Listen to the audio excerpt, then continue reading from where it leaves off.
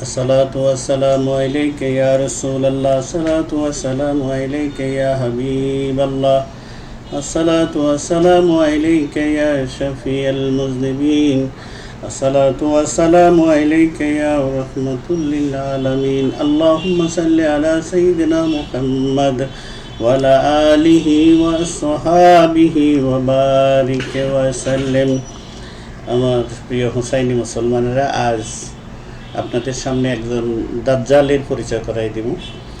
আল্লাহর নবী বলছেন যে আখেরি জমানায় আগে ছোট ছোট দাজ্জাল আসবে। তো বড় দাজ্জালের আসার আগে ছোট ছোট দাজ্জালগুলি প্রত্যেকের অনুসারী হবে। তো ছোট ছোট দাজ্জালগুলি আসবে এবং দাজ্জালগুলির চিহ্ন, দাজ্জালগুলির বক্তব্য, দাজ্জালগুলির গঠন এটা কেমন হবে, এটা নবীজি, দয়াল নবীজি 1450 বছর আগেই বলে গেছেন। সেই রকম একজন দাজ্জালের সাথে আপনাদের পরিচয় করিয়ে দিচ্ছি।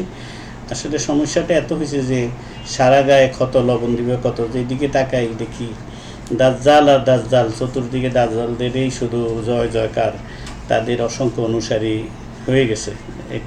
এটা হবে। রাসূল পাক যখন বলছেন যে ছোট ছোট দাজ্জালরা আসবেন, সুতরাং সেই দাজ্জালদের পরিচয়, দাজ্জালরা আসবেন, দাজ্জালদের অনুসারী থাকবে, তারপরে বড় দাজ্জাল আসবেন। তো সেরকম একজন দাজ্জালের পরিচয় করে দিচ্ছি। তো দাজ্জালের পরিচয় করার আগেই কেন সেটা হচ্ছে দাজ্জাল মদিনা মুনাওয়ারা সম্পর্কে যে উক্তি করেছেন সেটা আপনারা শুনেন, এবং এই ব্যাপারে রাসূল পাক সাল্লাল্লাহু আলাইহি সাল্লাম কী বলেছেন এবং কোরআন কি বলেন সে ব্যাপারে আমরা বলবো ইনশাআল্লাহ।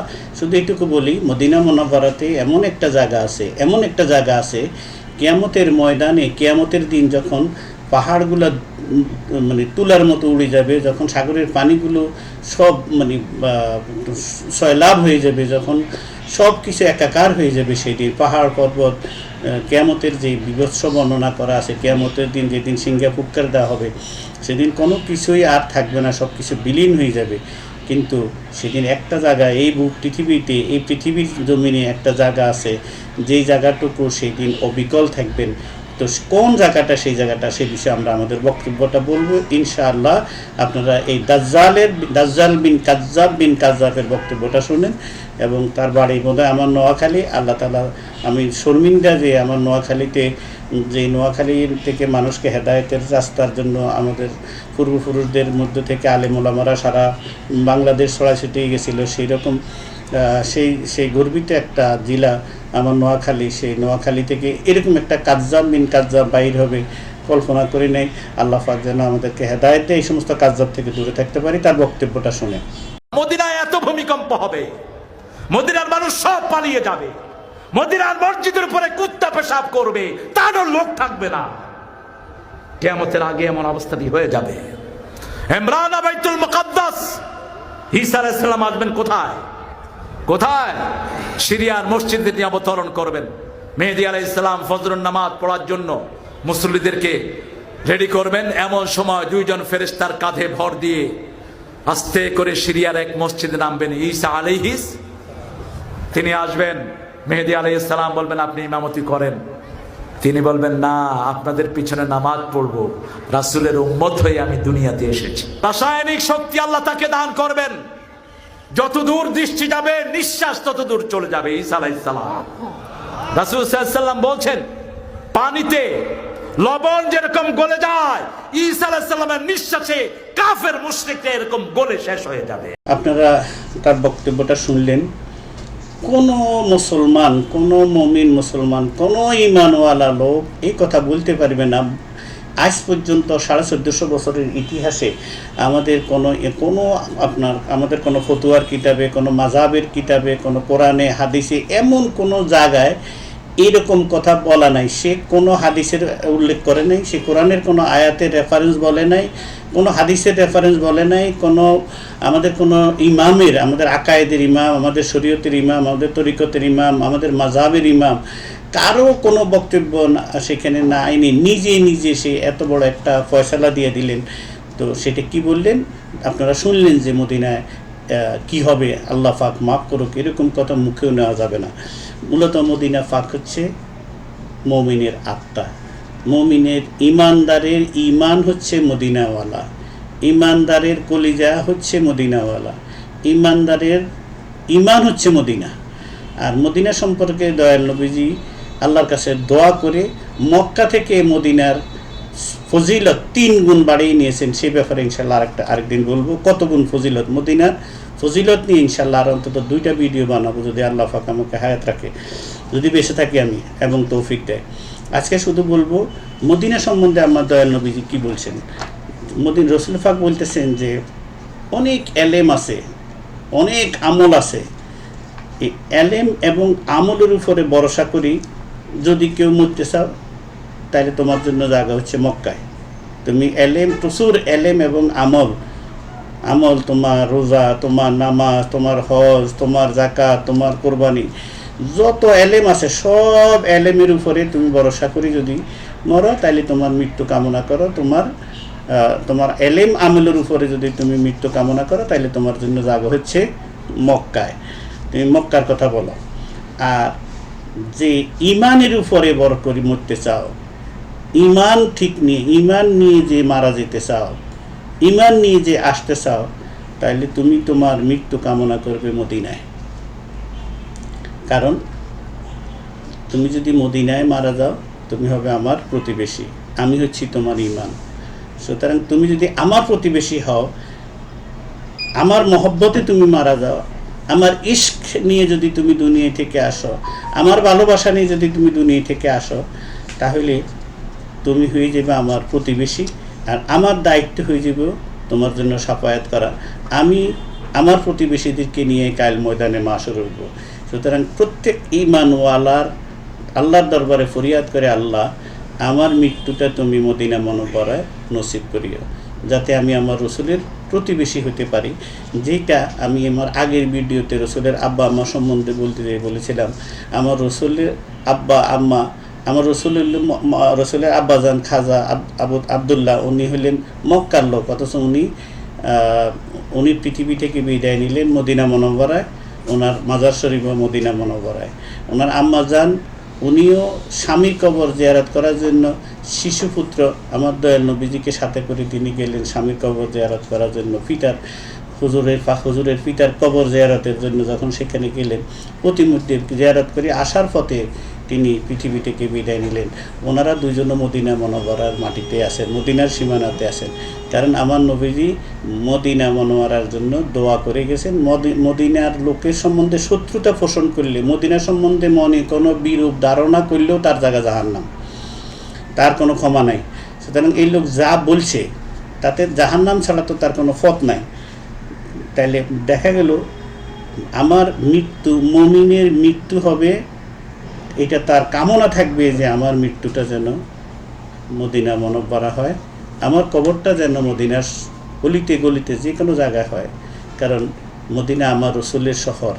যদি আমার রসুলের শহরে আমার মৃত্যুটা হয়, আমার যদি শেষ চেষ্টাটা সেখানে যায়, আমি যদি মদিনার কোনো গলিতে, মদিনার কোনো পথে যদি আমার দেহটা যদি সেখানে থাকে, কাল ময়দানে মাশরে আমি আমার রসুলের সঙ্গে কাল হাশরের ময়দানে যাইতে পারবো। এটা আমার রসুলের ওয়াদা, নম্বর কথা।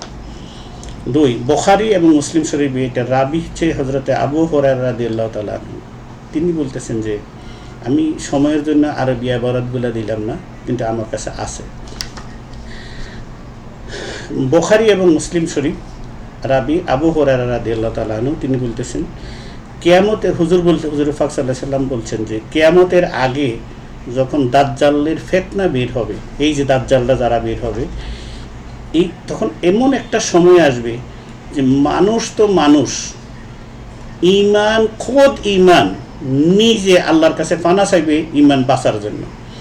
ইমান নিজে বাঁচার জন্য আল্লাহর দরবারে ফরিয়াদ করবে, আল্লাহ আমি বাঁচতে চাই, কারণ আমাকে ক্ষত বিক্ষত করে ফেলতেছে, আমাকে টুকরা টুকরা করে ফেলতেছে তোমার এই বান্দাগুলা, আল্লাহ আমি বাঁচতে চাই। ইমান তখন বাঁচার জন্য আল্লাহর দরবারে ফরিয়াদ করবে। এবং ইমান সারা পৃথিবী ছেড়ে, আজকে আপনি যদি দেখেন আমাদের লামাজাবির একরকম খাইতেছে ইমানকে। লামাজাবিদের কথা যখন যদি আপনি শুনেন তাহলে তো আপনি এই কুল ওই কুল, 2 কুলে গেল। লামাজাবিরা মূলত সমাজে একটা বিশৃঙ্খলা সৃষ্টি করতেছে আমাদের ধর্মের ভিতরে। 1450 বছর আগে যেই ফয়সালাটা করি, যেভাবে আমাদের মাযহাবের ইমামগণ সুন্দর করে সব কিছুর ফয়সালা করে দিয়ে গেছেন, 1450 বছর পরে আসি লামাজাবিরা সেটাকে উতরে দিয়ে এখন আমাদের মধ্যে বিভেদ সৃষ্টি করে ফেলছেন। লামাজাবিদের আলাদা মসজিদ হয়ে গেছে, আলাদা সোসাইটি হয়ে গেছে। এরা এমনও সময় আসবে এরা মানুষকে দূরে দূরে রাস্তায় জবা করবে, সে সময় বেশি দূরে নাই বোধ হয়। লামাজাবিদের বক্তব্য আপনারা শুনেন। তো এখন এই লোক সে বলতেছে যে মদিনা মসজিদে কি করবে এটা তো আপনারা শুনলেন, অথচ আল্লাহ রসুল বলতেছেন মুসলিম এবং বুখারী শরীফের হাদিস যে মদিনায় দুনিয়ার থেকে ইমান নিজে বাঁচার জন্য ইমান গিয়া পলায়ন করবে মদিনা মুনাওয়ারায় রসুলের রওজা পাকে। যেমনিভাবে সাপ সব গর্ত থেকে বেরিয়ে যায় সারা জগৎ ঘুরিয়া, সে সারাদিন ঘুরে আবার সন্ধ্যার সময় গর্তের ভিতরে আসে আশ্রয় নেয়, ঠিক তেমনি মদিনায় ইমান মদিনার ওয়ালার কাছে আবার সারা পৃথিবী থেকে সে ঘুইরা সোজা গিয়া মদিনার কামলিওয়ালা নবীর দরবারে মদিনা মুনাওয়ারায় গিয়ে হাজির হয়ে যাবে ইমান তার নিজেকে বাঁচানোর জন্য। এটা বুখারী মুসলিম শরীফের হাদিস। এই হাদিসের রাবি হযরত আবু হুরায়রা রাদিয়াল্লাহু তাআলা আনহু। তাইলে সে যে কথা বলল সে কথার সাথে সে কোথায় থেকে বলছে আল্লাহ মালুম, আল্লাহ জানেন। সে বলতেছে কোরআন শরীফের ট্রাম্পের নাম আছে, রানী এলিজাবেথ কি জানি, সে রসুলের আহলে বাইত কি কথাবার্তা বলে। তারপরে কি তার সময় নেই, ট্রাম্প তারা দাওয়াত দিছে, কোথায় সে ফুটবল খেলছে। তো এগুলা তো আপনার তার এই যে কথাগুলো শুনেন, দুঃখ হচ্ছে ওই মুসলমানদের প্রতি কারা তাকে দাওয়াত দিয়ে নিয়ে স্টেজ সাজিয়ে দেয়, কারা এরা নালত হোক তাদের উপরে যারা তাকে দাওয়াত দিয়ে নেয়। এরকম একটা জালিমকে তারা দাওয়াত দিয়ে নেয়, দুশ্মনের রসুলকে দাওয়াত দিয়ে নেয়। এরকম রসুলের রওজাকে এরকম গালিগালাজ করার পরে মদিনা মুনাওয়ারাকে গালি দেওয়ার পরে এই জমিন তো তার থাকার কথা না। ও আমার নোয়াখালীর বাইরা কি হয়েছে তোমাদের? হ্যাঁ, তোমাদের পূর্বপুরুষরা কি এটি শিখে গেছে? আমি তো নোয়াখালীর মানুষ, হ্যাঁ, এটি শিখে গেছে আমাদেরকে। যেখান থেকে রসুল প্রেম শিক্ষা দেওয়া হয় সেই নোয়াখালীর মাটিতে তারেকের মতো একটা লোক কিভাবে থাকে, তোমরা তাকে কেন দাওয়াত দাও? আরেকখানা হাদিস যে নামাজ, রোজা, হজ, যাকাত অর্থাৎ আমেলুস সালিহিন এক জিনিস, ঈমান আরেক জিনিস। এই আমলুস সালিহিন যত ঈমান, যত এলেম থাকুক, যত আমল থাকুক, সেটা ইবলিসকে রক্ষা করতে পারে নাই। কাজেই কারো অনেক এলেম আছে আর তার অনেক আমল, লম্বা জুব্বা জামা দেখে আমরা যেন আকৃষ্ট না হয়ে যায় তার প্রতি। কারণ ইবলিসের সুরত তো সেইটাই ছিল, তার অনেক জ্ঞান ছিল, অনেক। এই আসমান জমিনে এমন কোনো জায়গা নাই যেখানে তার সেজদার জায়গা নাই।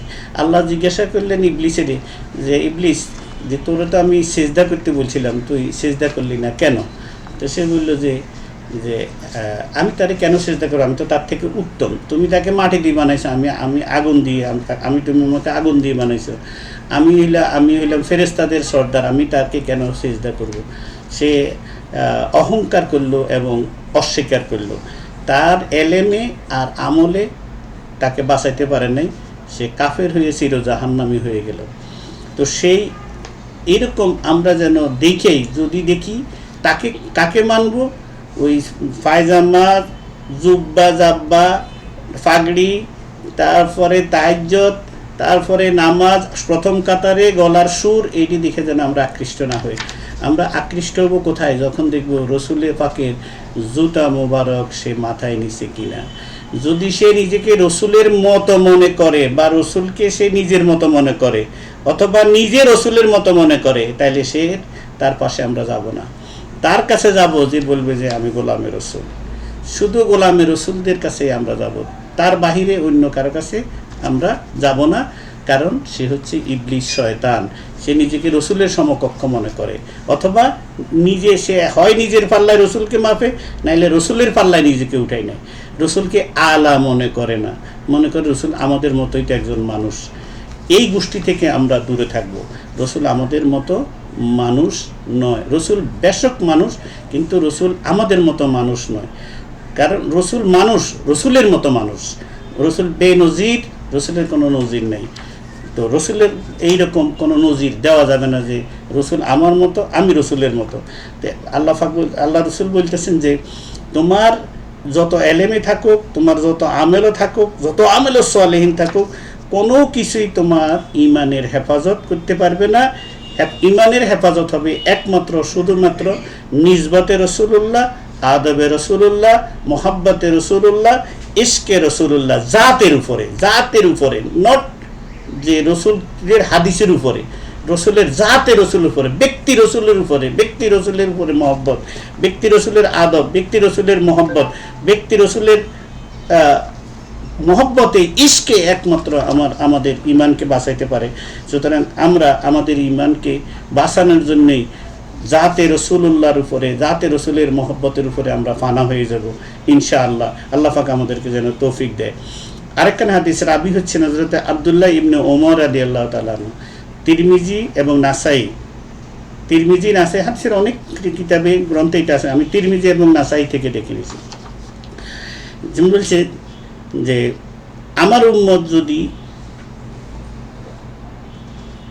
আমার এই শহর মদিনায় তারা যেন কামনা করে, আল্লাহর কাছে ফরিয়াদ করে যে আল্লাহ আমার মৃত্যুটা তুমি মদিনায় দিও।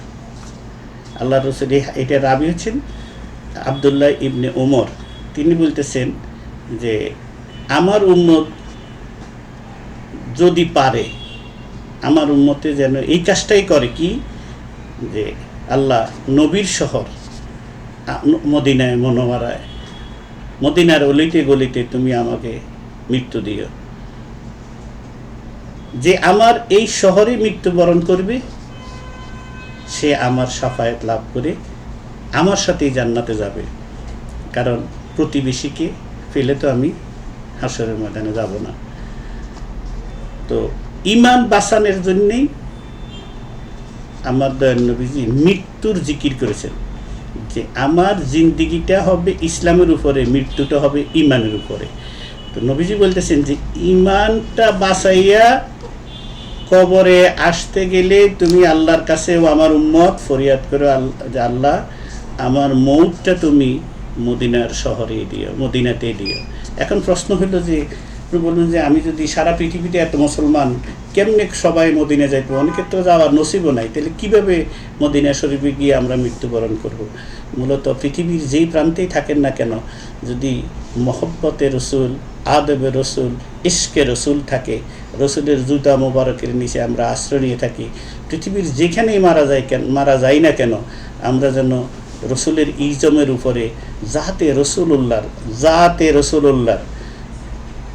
জাতে আবারও বলতেছি জাতে রসুলের মহব্বত, জাতে রসুলের আদব, জাতে রসুলের ইশক নিয়ে যদি দুনিয়ার যেই প্রান্তেই থাকি না কেন, মৃত্যুর পরে সেটা ওই আমাদের নিঃশ্বাস মদিনা মনোবরায় চলে যাবে।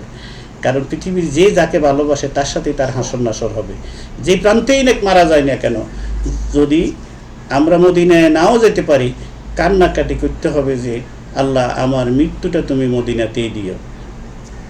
যেমন ধরেন আমরা যখন নামাজে জানাজার যখন দোয়া হয়, তখন দোয়াটার ভিতরে দোয়াটার শেষাংশটা হচ্ছে আপনার আল্লাহুম্মা মান আহইয়াইতাহু মিন্না ফা আহইহি আলাল ইসলাম। আল্লাহ আমি দুনিয়াতে যতদিন বাঁচি, ওই আপনি যখন জানাজার নামাজে দোয়া পড়ি আমরা, তখন আমরা বলি আল্লাহ যতদিন দুনিয়াতে বাঁচি ততদিন আমাদেরকে ইসলামের উপরে রাখো। ইসলামের উপর কি?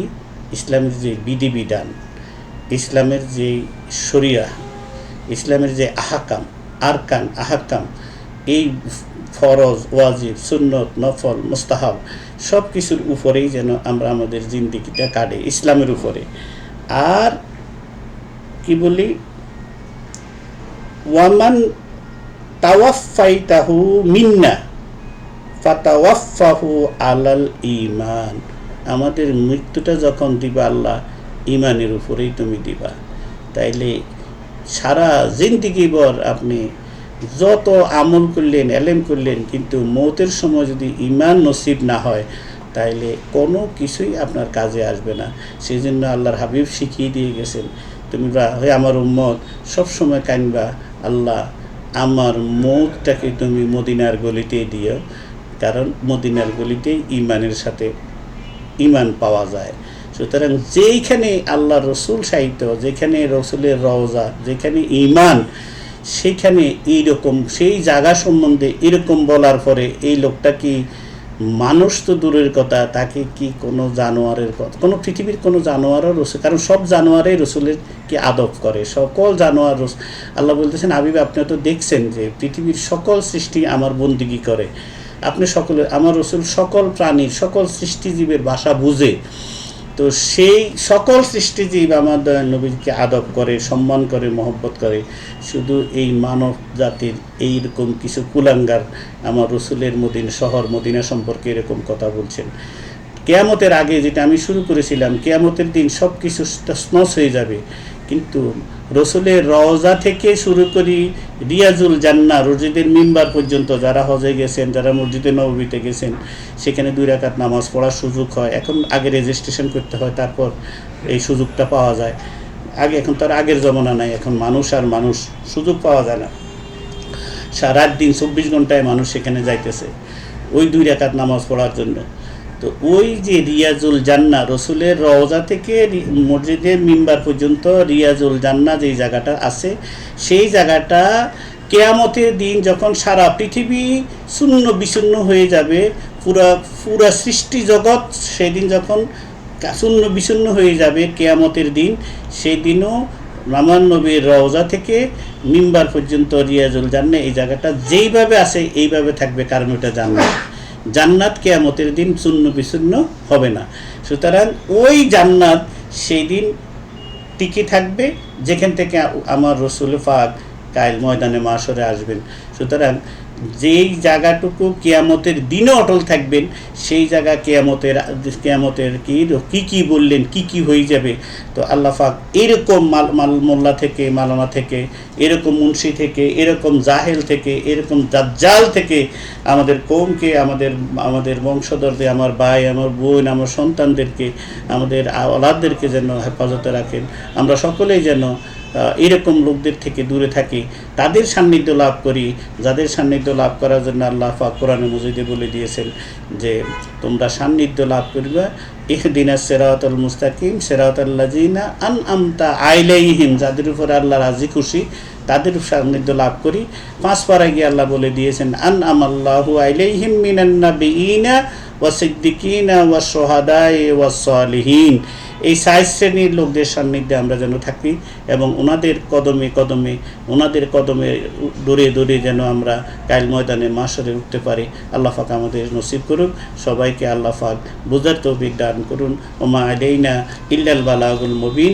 আমার পরবর্তী ভিডিও হবে মদিনার ফজিলত। এটা তো রওজা পাকের মদিনার ফজিলত আর কি আছে, রসুল পাক সাল্লাল্লাহু আলাইহি সাল্লাম ওনার পবিত্র জবান মোবারকে কি বলেছেন, সেটা কোরআন মাজিদের একখানা আয়াত আছে, কিয়ামত পর্যন্ত ওয়ালাউ আন্নাহুম বিসমিল্লাহির রহমানির রহিম ওয়ালাউ আন্নাহুম ইযলামু আনফুসাহুম জাউকা ফাস্তাগফিরুল্লাহ ওয়াস্তাগফারালাহুমুর রাসূল লাওয়াজাদুল্লাহ তাওয়াবার রাহিমা। আল্লাহ বলছে দুনিয়ার সমস্ত পাপীরা আমার রসুলের দরবারে হাজির হয়ে যাও, হাজির হয়ে তুমি তোমার কৃতকর্মের জন্য 2 ফোঁটা চোখের ফেনে ফেলে আমার কাছে তওবা করো, বিগত গুনার জন্য কাঁদো, তওবা করো, ভবিষ্যতে আর তুমি কাজ করবে না, আমার নবীর দিকে তোমার সুপারিশ করো। আমার নবী বলছে আমার উম্মত যখন আমার রওজার পাশে আসে দাঁড়াইবে, আমাকে সালাম দিবে, আমার কাছে সুপারিশ চাইবে, আমার কাছে সাফায়াত চাইবে, আমি অবশ্যই আমার উম্মতের জন্য সাফায়াত করব। সাফায়াতে লি আহলিল কাবায়ের মিন উম্মতি, আমার গুনাহগার উম্মতগুলোকে আমি নবী সাফায়াত করে জান্নাতে নিয়ে যাব। আমরা সেই সাফায়াতের কান্ডারি নবীর আশায় আমরা দূর কবরে যাব। নবীর ইজমের বিসমিল্লাহি ওয়া আলা মিল্লাতে রাসূলুল্লাহ, আমাকে যখন কবরে রাখবে রসুলের মিল্লাতের উপরেই রাখবে। আমাকে যখন কবর থেকে উঠাবে তখনও যেন আমি রসুলের মিল্লাতের উপরেই যেন হাসরের ময়দানের দিকে যেতে পারি। মৃত্যুর পরে রসুলের কবরে রসুল পাকের কদম মোবারকে যেন আমাদের একটু জায়গা হয়। আমাদের পিতামাতা, আমাদের পূর্বপুরুষেরা যারা দুনিয়া থেকে বিদায় নিয়ে গেছেন, আল্লাহ পাক প্রত্যেককে জান্নাতুল ফেরদাউস নসিব করুন, আমার দয়াল নবীজির দিদার নসিব করুন। আমাদের অনাগত ভবিষ্যৎ যারা আসবেন সবাইকে আল্লাহ সিরাতুল মুস্তাকিম উপর দায়েম ও কায়েম রাখেন। যারা আমার বক্তব্যগুলো শুনেন, আমাকে উৎসাহ দিচ্ছেন, আপনাদের সবাইকে আন্তরিক ধন্যবাদ। ওমা আলাইনা ইল্লাল বালাগুল মুবিন। আসসালামু আলাইকুম ওয়া রাহমাতুল্লাহি ওয়া বারাকাতুহু।